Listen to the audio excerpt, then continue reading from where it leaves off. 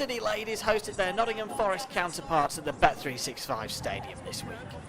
Stoke went into the game on the back of an exciting 3-3 draw with Fylde at Community Drive, a result that left them 2 points behind their opponents. It's always a special occasion for the ladies playing at the Bet365, and Andrew Frost named an unchanged lineup for the third consecutive match, which meant two-goal hero from the weekend, Hanneke Jakoblis, partnered Rach Ball up front. The previous match between the two sides came on the final day of last season, and it ended in a 4-1 triumph for Stoke. The majority of the 782 supporters who had braved the dipping temperature were hoping for a similar result, and the girls were in positive mood ahead of the game. All that was left to do before kick-off was to follow in the footsteps of the likes of Shawcross, Arnautovic and Shaqiri, as the girls waited patiently for their opponents in the tunnel. It's these last-minute preparations that can win or lose a match, and the ladies were certainly focused before entering the pitch to the familiar sound of "We'll Be With You."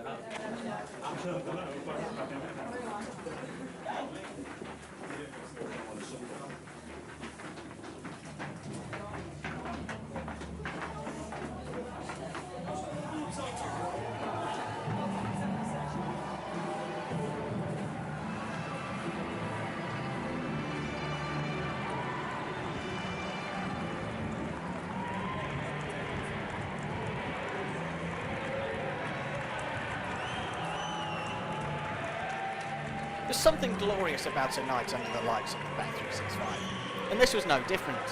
Not only was it a special moment for Stoke, but also a unique experience for Forest ladies, meaning this would be no easy task for the home side. Rach Ball had the honour of getting the match underway, but it was the visitors who started the brighter of the two sides, Tilly Hall showing her quality early on with this stop. Stoke was certainly up for it though, and great tenacity in midfield won back possession. Jakoblis fed Tashdeli, who spread the ball wide to Nick Hudson. The right back's fantastic cross deserved a goal, but neither Abby Iddenden or Ball could quite poke the ball home in front of the Boothen end. Having almost been the creator of the opening goal at one end, Hudson inadvertently played a huge role in Forest going 1-0 up. Her under-hip back pass was gobbled up by Andy Bell, who coolly rounded Hall to score her fourth goal of the season. We all make mistakes, and it was great to see Hall give Hudson encouragement following her error. Stoke were struggling to get into the game, and Forest set pieces were causing plenty of danger. The goal had come following a free kick from out wide, and this particular free kick almost presented the visiting side with a second goal. Stoke were then grateful for Cassie Hyde's intervention, when she made the sensible decision to clear for a corner under strong pressure. Stoke had a rare glimpse at goal when Jakoblis fashioned a chance, which she pulled wide at the post. But it was Forest who were pressing harder. Keeper Hall had to be alert to ensure her spill didn't turn into anything more than a slight moment of anxiety for her and her teammates. There was a similar spill at the other end where Jakoblis' free kick was poorly handled. Stoke were unable to plod home though, and that started a strong end to the half for the home side.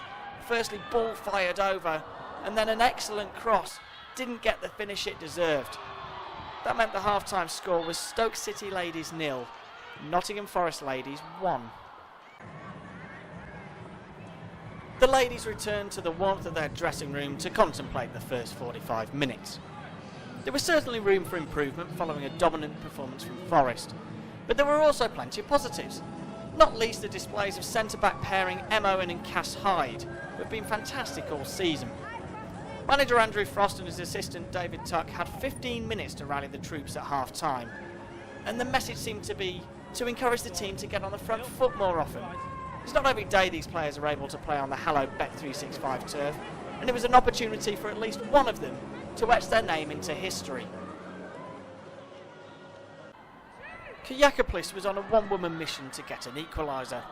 First, a shot was deflected into the keeper's arms before the Welsh international hit the side netting.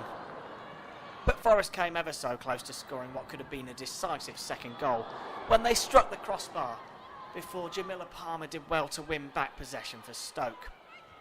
Stoke continued their assault at the Forest goal though, with Ball firing over an opportunity she'd normally tuck away. The action was toing and froing by now, and Hall was once again called upon to make a smart save in the Stoke goal. This was a wonderful advert for women's football, and Palmer struck the base of the post before substitute Ashley Hayes fired at the keeper. But Stoke weren't to be denied, and captain Meg Bowyer fired home a terrific equaliser. It was her 4th goal of the season, and she revealed after the game that she decided to leave her fresh new boots at home in favour of the pair that have done her so well so far this campaign. It was a good decision. Hayes was lively following her introduction to the field, and this superb tackle set Stoke on the attack. Hudson drove forward with the ball before feeding Kyriakopoulos. The striker drifted inside like a female Ricardo Fuller, but sadly her finish didn't match that of the legendary Jamaican.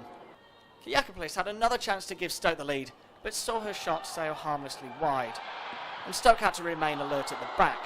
And M. Owen, who was named player of the match by sponsors Listers, produced a goal-saving tackle to deny Forest.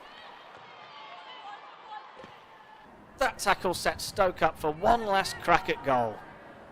With the match in injury time, Kyriakopoulos whipped in a corner.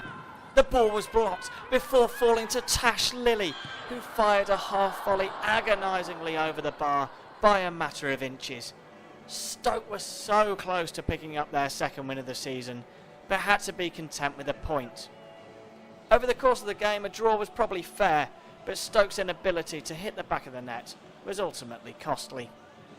Stoke travelled to high-flying Middlesbrough on Sunday before hosting Derby at Community Drive on 16th of October in the league.